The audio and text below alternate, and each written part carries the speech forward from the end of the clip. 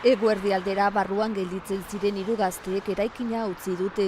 Zain zuten Jesus Gastesi 58 urte Zementos Rezolan lan egin duen gizona. Gazteek Añorgan etxe bizitzarik ez dutela salatzen dute.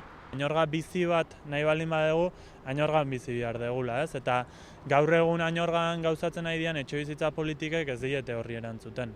Goizean ertzaintza inguratu zaie eta eraikina uzteko agindu, nahi zuten oihartzuna lortu ondoren, irtetea erabaki dute. Erabaki dugu irtetea arrazoi horrengatik. Ondorio penal eta administratiborik elegokelako eta azkenian honek simbolizatzen dulako irtenbide bat nahi dugula.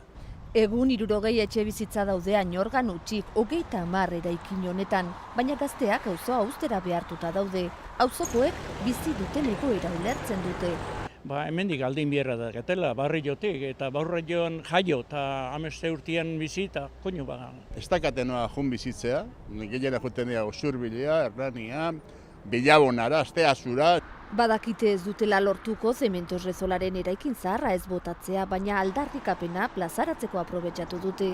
Eraikin zaharra oztopo da egun, inguruan doan errekaren bidea aldatzeko, uholdeak ekidin eta ingurua eraberritzeko plana aurrera eramateko. Aldarrikapen ekintza amaituta, Añorgari bizirik eusteko lanean jarraitzen dute gazte hauek.